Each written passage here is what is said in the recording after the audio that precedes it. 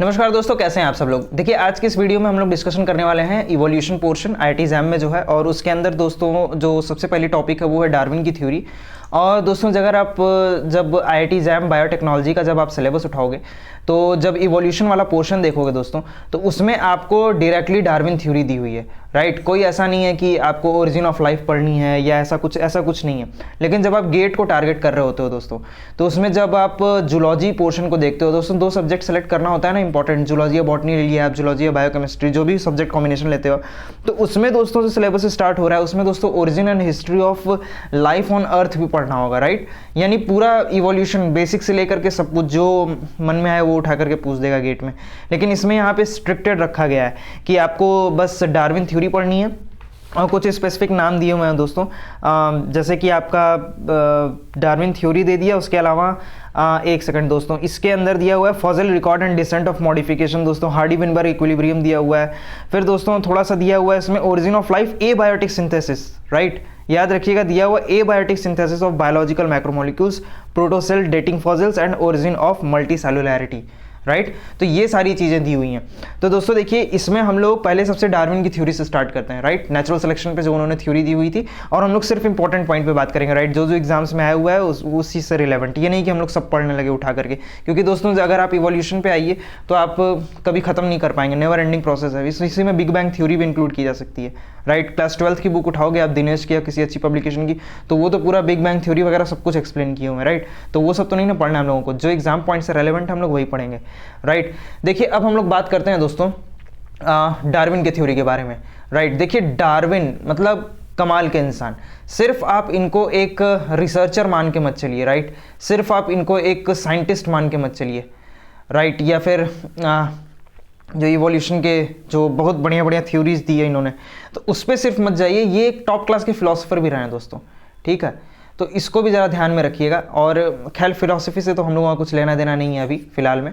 तो दोस्तों हम लोग डार्विन की थ्योरी के बारे में बात करेंगे, और इन्होंने जो थ्योरी दी थी वो बेसिकली दी थी दोस्तों नेचुरल सिलेक्शन पे। देखिए, अब होता क्या है ना कि ये सब चीज़ें आती हैं मैच द फॉलोइंग सेक्शन में, राइट। मैच द फॉलोइंग वगैरह में दे दिया थ्योरी वगैरह क्या। वैसे जब मैं साइंटिस्टों की सीरीज़ चलाऊंगा, अभी तो नहीं, लेकिन इस चैनल पे तो दोस्तों ज़रूर मिलेगी साइंटिस्टों की पूरी सीरीज़, उन्होंने क्या रिसर्च किया, उनके रिसर्च में क्या क्या गलतियाँ थी जिसको सुधारा गया, और अब उनके रिसर्च पर क्या काम हो रहा है, रिसर्च में आप कैसे आगे बढ़ सकते हो, राइट। तो ये चैनल डेडिकेटेड है दोस्तों, ठीक है। तो इसको आप जो है इस तरीके से भी लेके चल सकते हैं कि आपको फ्यूचर में भी बहुत सारे इसमें से इंपॉर्टेंट चीज़ें देखने को मिलेंगी, राइट। मेरे पास अभी 294 टोटल साइंटिस्टों का मेरे पास पीडीएफ है, और मैं उसको प्रिंट आउट करके एक एक के बारे में पढ़ रहा हूँ और बढ़िया से स्लाइड रेडी कर रहा हूँ। मैं एक एक को बताऊंगा, अभी तो नहीं, बाद में बताऊंगा, ठीक है। फिलहाल मुझे जैम का सिलेबस खत्म करना है, राइट। तो नेचुरल सिलेक्शन के बारे में हम लोग बात करेंगे। डार्विन इंस्पायर्ड हुए थे एक पब्लिकेशन से, राइट। एक पब्लिकेशन थी। देखिए, कहीं ना कहीं से आप कुछ पढ़ते हो, राइट। आप कहीं ना कहीं से पढ़ोगे, फिर उसके बाद उसको समझोगे, फिर उसमें से क्वेश्चन करोगे, फिर वो क्वेश्चन ट्रिगर कर जाएगा आपको, फिर सडनली आप खोजने लगोगे, और फिर आप उसमें महारत हासिल कर लेते हो, राइट। वही फिर आपको या तो फील्ड मेडल जिताता है या तो नोबेल प्राइज़ जिताता है, राइट। अब थोड़ा दोस्तों इवोल्यूशन है, साइंटिस्टों की बात हो रही है, तो मैं सब बात करूंगा, इसको फालतू की बात समझ के स्किप मत करिएगा, ये इंपॉर्टेंट बातें हैं, ठीक है। आप जो काम कर रहे हो उसमें अगर मोटिवेटेड नहीं रहोगे तो आप फिर मज़ा तो नहीं आने वाला है ना। आप रिसर्च इसलिए कर रहे हो क्योंकि आपको पैसा मिलेगा, आप आईआईटी में इसलिए जाना चाह रहे हो क्योंकि टैग मिलेगा, तब दोस्तों आपको अपनी मंजिल नहीं मिलेगी। आप लोगों को और भी सारे काम करने पड़ेंगे इसके अलावा, जैसे कि मन लगा करके पढ़ना होगा, मन लगा के रिसर्च करना होगा, ठीक। तो इसके लिए मोटिवेटेड रहना जरूरी है, और ये साइंटिस्ट लोग बहुत अच्छे से मोटिवेशन देते हैं हम लोगों को, राइट। जिस तरीके से वो लोग फील्ड मेडल जीतते हैं या नोबेल प्राइज जीतते हैं, राइट। तो डार्विन एक रिसर्चर थे, साइंटिस्ट थे, फिलोसफर। इन्होंने नेचुरल सिलेक्शन पे कुछ बोला है, वो एक पब्लिकेशन से इंस्पायर हुए थे दोस्तों। जो पब्लिकेशन का नाम फिलहाल मैं अभी आपको बता देता हूँ, वो था essay on population, right. Essay on population, right. Essay on population, वो उससे इंस्पायर हुए थे। और दोस्तों उससे इंस्पायर हुए थे जिसको दिया था दोस्तों मैल्थस ने, ठीक है। तो ये आ सकता है दोस्तों, मैच द कॉलम में 3-4 साइंटिस्टों का नाम लिख देगा, उनका पब्लिकेशन। इवोल्यूशन में तो आपको यही देखने को मिलेगा दोस्तों मैक्सिमम, उनकी थ्योरीज से इनका नाम मैच कराइए, राइट। तो ये जो है दोस्तों ये आ सकता है। तो दोस्तों अब हम लोग बिना टाइम वेस्ट किए हुए पोस्टुलेट्स पे आते हैं, जो उन्होंने पोस्टुलेट बोला था, ठीक है। डार्विन ने कुछ पोस्टुलेट जो है क्या कहते हैं उसको, प्रपोज किया, राइट, दे प्रपोज्ड स्पेसिफिक पोस्टुलेट, जिसको आज हम लोग डिस्कशन करने वाले हैं, राइट। तो पोस्टुलेट नंबर 1 क्या था, देखिए दोस्तों ध्यान से सुनते जाइएगा, कॉपी और पेन निकाल लीजिए और उसको नोट करते चलिए। तो दोस्तों उन्होंने बोला था ना कि जो पॉपुलेशन इंक्रीज होती है, राइट, जो पॉपुलेशन इंक्रीज हो रही है, जो पॉपुलेशन बढ़ रही है, राइट, वो ज्योमेट्रिक होती है, ठीक है। अब देखिए बड़ा स्टेटमेंट, राइट, देखिए अब उन्होंने बोला कि ये जो पॉपुलेशन होती है ये ज्योमेट्रिकली इंक्रीज करती है। ज्योमेट्रिक का मैं क्या मतलब है, मतलब मैं क्या समझाना चाहता हूँ मैं अभी आपको बताता हूँ। जैसे दोस्तों बैक्टीरिया होती है ना, अभी हम लोग न्यूमेरिकल बायोलॉजी में ये पढ़ेंगे, बैक्टीरिया के ऊपर पूरा रिप्रोडक्शन पढ़ेंगे और बैक्टीरिया कैसे डिवाइड करती है उसके ऊपर हम लोग न्यूमेरिकल भी लगाएंगे, क्योंकि दोस्तों आईआईटी जैम और गेट बायोटेक्नोलॉजी की बात कर रहा हूँ मैं। लाइफ साइंस में आपको बहुत कम, उतना आप छोड़ भी देंगे तो आपका रैंक बहुत अच्छा आ जाएगा। तो न्यूमेरिकल पोर्शन बहुत आता है दोस्तों। तो आपको बस एक छोटी सी बात जानिए कि जो बैक्टीरिया होती है ना वो हर 20 मिनट में डिवाइड करती है, राइट। तो 20 मिनट में डिवाइड करती है। और पैरामीशियम जो होता है दोस्तों, पैरामीशियम, आप लोगों ने जूलॉजी में पैरामीशियम पढ़ा होगा, राइट। पैरामीशियम जो है वो रिप्रोड्यूस करता है हर 24 घंटे में। तो दोस्तों उन्होंने पोस्टुलेट बोला कि जो है पॉपुलेशन इंक्रीज जो होती है वो ज्योमेट्रिक होती है। और एग्जाम्पल जैसे हो गया दोस्तों बैक्टीरिया और पैरामीशियम। देखिए ज्योमेट्रिक डिवाइड बड़ा खतरनाक डिवीजन होता है दोस्तों। सपोज करिए कि अगर, पहले तो ये जान लीजिए कि ज्योमेट्रिक जो डिवीजन हो रहा है उसको हम लोग एक्सपोनेंशियल डिवीजन भी बोलते हैं, राइट। एक्सपोनेंशियल मतलब ज्योमेट्रिक मतलब एक्सपोनेंशियल की बात हो रही है, यानी कि 2 की पावर n से बढ़ेगा। मैं एक एग्जांपल दे रहा हूँ, 2 की पावर n से बढ़ेगा, यानी कि 2 × 2 × 2 × 2 मल्टीप्लिकेटिव फॉर्म में बढ़ेगा ये, राइट। तो उनका पहला पोस्टुलेट यही था। अभी देखिएगा आगे चल के मैं रिलेट कराऊंगा इसको फूड से, ठीक है, कि कैसे ये दिक्कत करेगा आगे चल के। तो ज्योमेट्रिक इंक्रीज जो होता है दोस्तों वो जो है एक्सपोनेंशियल जो ग्रोथ होती है, ठीक है, वो उसके बराबर होता है, यानी कि ज्योमेट्रिक एक्सपोनेंशियल ग्रोथ होता है। यानी बैक्टीरिया और पैरामीशियम का मैंने 2 एग्जांपल भी दे दिया। तो ये मतलब बहुत रैपिडली दे डिवाइड, रैपिडली मतलब बहुत तेजी से डिवाइड करेंगे वो, राइट। अब पोस्टुलेट सेकंड की बात करते हैं हम लोग। पोस्टुलेट सेकंड में क्या बोला उन्होंने, ध्यान से सुनिएगा। तो अब सोच लीजिए ये जो ज्योमेट्रिक डिवीजन हो रहा है दोस्तों, तो अगर ये ऐसे ही रिप्रोड्यूस करने लगे तो इनका नंबर मिलियंस और ट्रिलियंस में चला जाएगा ना। तो पूरी दुनिया जो है, इंटायर अर्थ, मैं अर्थ की बात करता हूँ, इंटायर अर्थ जो है वो पूरी तरीके से कवर हो जाएगा बैक्टीरिया और पैरामीशियम से, ठीक है। चलिए पोस्टुलेट सेकंड में बोलते हैं कि फूड रिसोर्स जो है स्पेस में, ठीक है, स्पेस यानी मैं रूम की बात कर रहा हूँ, ठीक है। फूड रिसोर्स जो है दोस्तों वो बहुत ही लिमिटेड है, राइट। क्या है वो? लिमिटेड है, एकदम लिमिटेड है। यानी कि फूड इंक्रीज जो होगा ना वो अरिथमेटिक होगा। अब बात को समझिएगा, मैं यहीं पे आपको कुछ समझाना चाह रहा हूं। ज्योमेट्रिक इंक्रीज जो होगी दोस्तों एक्सपोनेंशियल यानी 2 की पावर n से बढ़ेगा। और खाना जो है यानी जो आपका फूड रिसोर्स है वो अरिथमेटिक फॉर्म में बढ़ेगा। अरिथमेटिक कहने का मतलब ये 2 की पावर n से बढ़ रहा है तो ये 2 + 2 + 2 + 2 के फॉर्मेट से बढ़ेगा।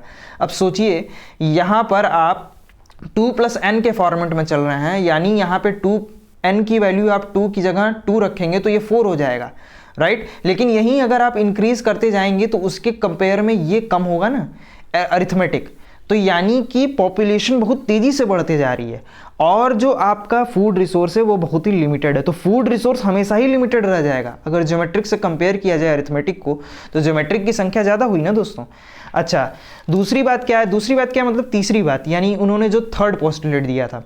अब देखिए मैं क्या समझाना चाह रहा हूँ आप लोगों को, हो सकता है आप लोगों ने इसको नोट कर लिया हो दोस्तों, तो मैं इसको मिटा देता हूँ, राइट। अब देखिए उन्होंने जो तीसरा पोस्टुलेट दिया था, राइट, पोस्टुलेट 3 जो दिया था उन्होंने दोस्तों, उन्होंने बोला था इसमें कि स्ट्रगल होगा एग्जिस्टेंस के लिए। आप लोग सुने होंगे दोस्तों इसको, struggle for existence, right, struggle for existence, struggle for existence. तो स्ट्रगल फॉर एग्जिस्टेंस ये 3 तरीके का हो सकता है, राइट, ब्रॉडली स्पीकिंग। अब बुक में बहुत कुछ दिया हुआ है दोस्तों, एकदम शॉर्ट में लिखिए इस चीज़ को, ठीक है। तो इंट्रा स्पेसिफिक हो सकता है, राइट, इंट्रा स्पेसिफिक हो सकता है आपका, और ये इंटर स्पेसिफिक हो सकता है, इंटर स्पेसिफिक। और दोस्तों तीसरा बहुत ही इंपॉर्टेंट वो है इन्वायरमेंटल, राइट, इन्वायरमेंटल। तो दोस्तों ये 3 आपको देखने को मिला। तो जो इंट्रा स्पेसिफिक होता है दोस्तों, मतलब देखिए बहुत बड़ा है, इसके बारे में मैं बहुत कुछ समझा सकता हूँ, राइट। लेकिन आप शॉर्ट में जानिए कि ये मेंबर्स ऑफ सेम स्पीसीज, यानी स्ट्रगल होगा जो ये मेंबर्स ऑफ सेम स्पीसीज। तो जब सेम स्पीसीज के बीच में, राइट, सेम स्पीसीज के बीच में जब स्ट्रगल होगा तो उसको हम लोग इंटर स्पेसिफिक बोलेंगे, राइट। और अगर इंटर स्पेसिफिक की बात करें तो एक यानी इसमें बेसिकली दोस्तों प्रीडेशन होता है, राइट।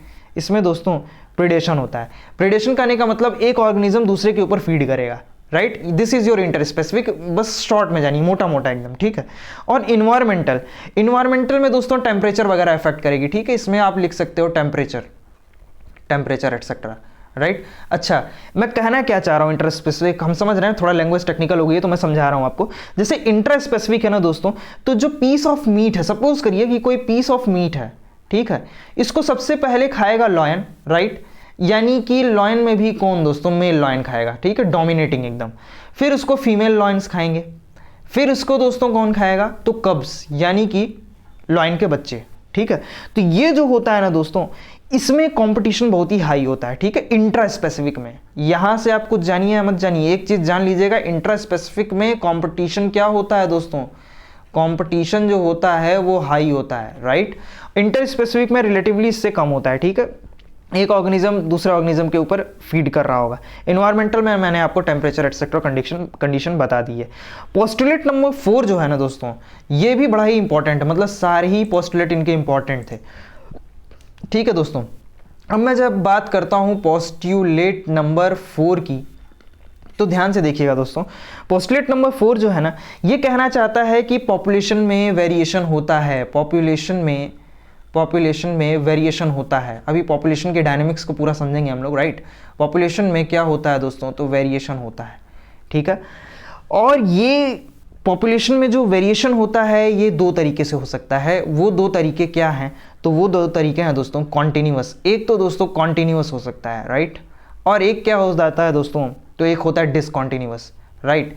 अच्छा, एक बात याद रखिएगा दोस्तों, हम लोग स्टार्ट कर रहे हैं इसको डार्विन की थ्योरी से। डार्विन की थ्योरी से ही दिया हुआ है IIT JAM के सिलेबस में, राइट। तो आप जो है अभी पूछ दिया जाए तो कई लोग इवोल्यूशन का मतलब नहीं एक्सप्लेन कर पाएंगे, समझ रहे हैं आप बात दोस्तों। तो हम लोग कोशिश वही करेंगे कि इंपॉर्टेंट चीज़ें पढ़ें। अब आप पढ़ने को सब पढ़ लेंगे लेकिन इवोल्यूशन ही नहीं डिफाइन कर पा रहे हैं, इवोल्यूशन का ही मतलब नहीं समझ पा रहे हैं, तब तो कोई मतलब नहीं ना हुआ। इसलिए स्पेसिफिक होकर के पढ़िए, इससे बहुत सारे क्वेश्चन बन सकते हैं, राइट। और बहुत सारे क्वेश्चंस का आप आंसर दे भी नहीं सकते हैं, ठीक है, क्योंकि ये थ्योरीज है ना दोस्तों, थ्योरीज हैं। हार्डी-वेनबर्ग इक्विलिब्रियम में थोड़ा सा समझ में आता है भाई, गणित है, लॉजिक है थोड़ा वहाँ पे, ठीक। तो कॉन्टिन्यूस में जो होता है दोस्तों, ये स्लो होता है, ठीक है, ये और रिकॉम्बिनेशन की वजह से होता है, ये स्लो होता है, प्लस में ये दोस्तों रिकॉम्बिनेशन की वजह से होता है। अब रिकॉम्बिनेशन क्या है, मैं आपको लिंकेज और रिकॉम्बिनेशन समझाऊंगा जेनेटिक्स वाले पोर्शन में, तो मैं उसमें आपको बताऊंगा, ठीक है। और ये स्लोली होता है, कॉन्टिन्यूअस, राइट। डिसकॉन्टिन्यूअस जो होता है ना दोस्तों, वेरिएशन की मैं बात कर रहा हूँ, वेरिएशन बहुत ही इंपॉर्टेंट टॉपिक है। म्यूटेशन, ये म्यूटेशन की वजह से कॉज होता है, ठीक है, म्यूटेशन। अब म्यूटेशन जानते ही हैं, सडन चेंज। अच्छा, क्या होता है म्यूटेशन, कमेंट सेक्शन में बताइएगा जरा, मैं डेफिनेशन जानना चाहता हूँ आप लोगों से। म्यूटेशन को अगर आप बोल रहे हो this is a sudden change, ठीक है, इन द DNA, तो दोस्तों ये गलत परसेप्शन है आपका, ठीक है। अब मेरी बात को ध्यान से सुनिएगा, सडन चेंज, ऐसे ही मैंने आपको जीन का मतलब समझाया था। आप लोग DNA पढ़ लेते हो, आप लोग क्रोमोसोम्स पढ़ लेते हो, आप लोग जीनोम पढ़ लेते हो, पूरी ऑर्गेनाइजेशन पढ़ लेते हो, लेकिन मैं अगर किसी से पूछूं कि what is the definition of a gene, तो आधे से अधिक लोग जीन की डेफिनेशन नहीं बता पाते हैं। जब BSc थर्ड ईयर की मैं क्लास ले रहा था, उस टाइम मैंने कई लोगों से पूछा व्हाट इज़ अ जीन। दोस्तों मेरा भी कॉन्सेप्ट गड़बड़ हो गया था, मैं 2 से 2.5 साल तक परेशान रहा था, पूरी मॉलिक्यूलर बायोलॉजी मुझे गंदी लगती थी, राइट। क्योंकि मेरा मेन कॉन्सेप्ट, जो मेन मुद्दा था, क्रोमोसोम्स, न्यूक्लियस और जीन, उसमें से भी मोस्ट इंपॉर्टेंट जीन, उसका कॉन्सेप्ट ही रप्चर हो गया था पूरी तरीके से। मैं जीन को एज ए DNA ट्रीट कर रहा हूँ और मैं एज ए DNA जीनोम पूरा सब कुछ लेकर के चल रहा हूँ, ठीक है। लैक ऑपेरॉन वगैरह सब कुछ नहीं समझ में आता था, लेकिन मैं जब जीन से पढ़ना स्टार्ट किया, मैंने जीन का एक्चुअल मतलब जाना, तब मुझे समझ में आया मॉलिक्यूलर बायोलॉजी है क्या, ठीक है। उसी तरीके से म्यूटेशन मैं आपको बता देता हूँ।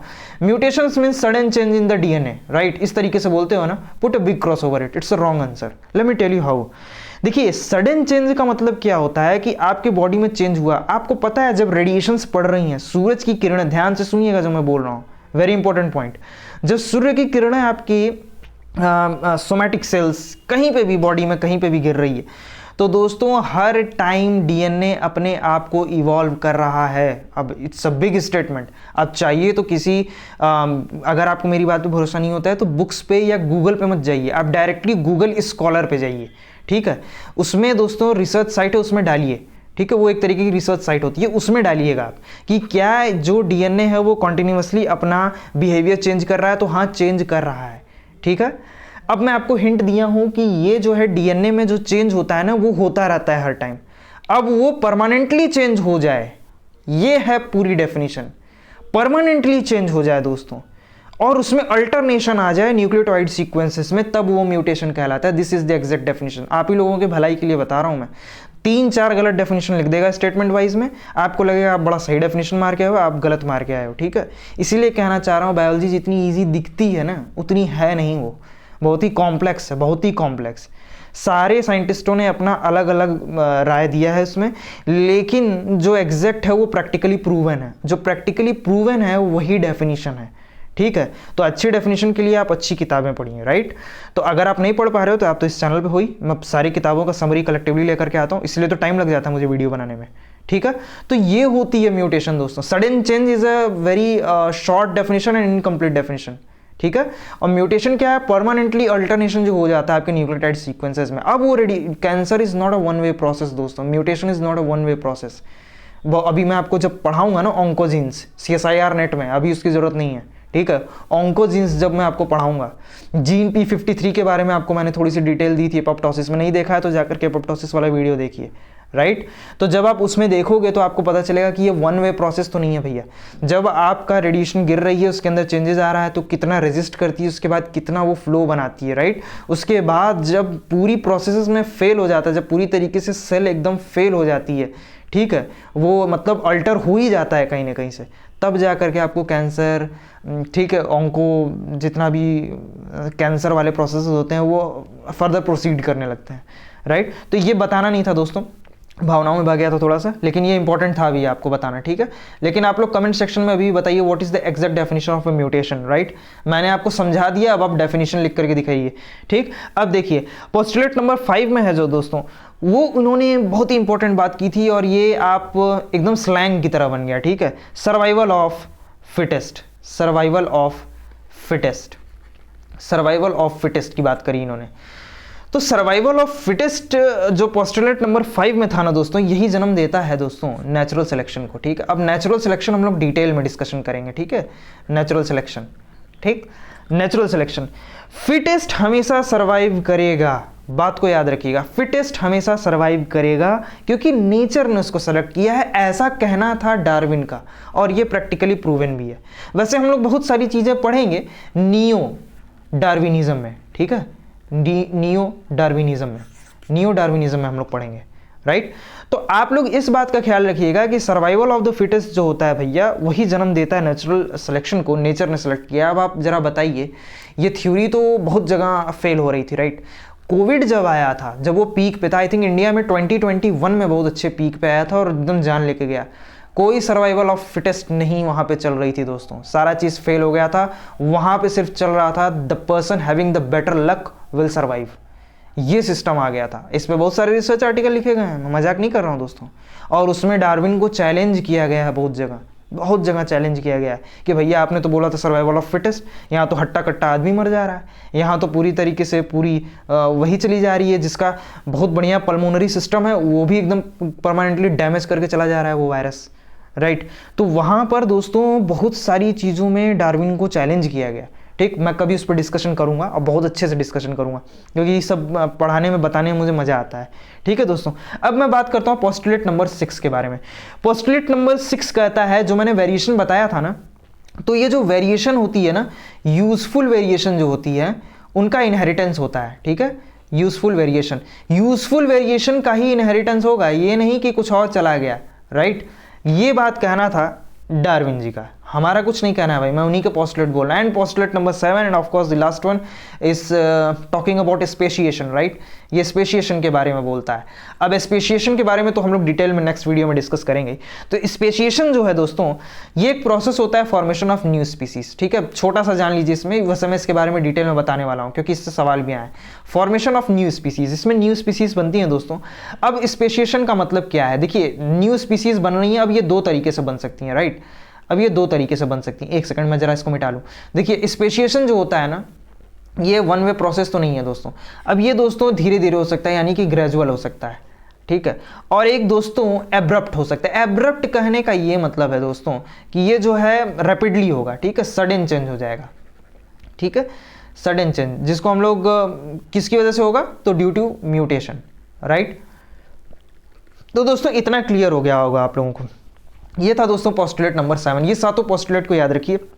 इसके अलावा क्या क्वेश्चन आएगा भाई, इसके अलावा जो आएगा उसको और हम लोग फर्दर डिटेल में, और जो छूट गया है उसके ऊपर तो PYQ मैं कराऊंगा। और मैं PYQ ऐसे नहीं कराता हूं दोस्त कि आप आए, मैंने आंसर लिख दिया, ख़त्म बात।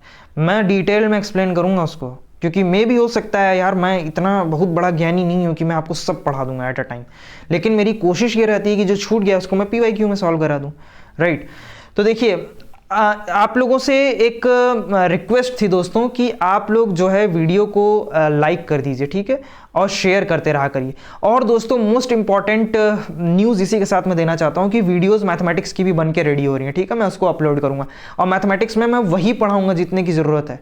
ये नहीं कि अभी मैं ट्रिग्नोमेट्री पढ़ा रहा हूँ तो आपने डिमांड कर दिया प्रोबेबिलिटी के अंदर ये सेक्शन के अंदर ये पढ़ाओ, ये नहीं करूंगा मैं, क्योंकि दोस्तों ऐसे नहीं आती है मैथमेटिक्स। और यहाँ पे आप गणित को टारगेट करने नहीं आए हो दोस्तों। अगर आप गणित छोड़ देते हो और केमिस्ट्री, बायोलॉजी और फिजिक्स भी टारगेट करते हो तो आपका हो जाएगा। फिजिक्स में भी स्पेसिफिक टारगेट करना है, semiconductor, units and measurement, atoms, nuclei, electromagnetic induction, बस।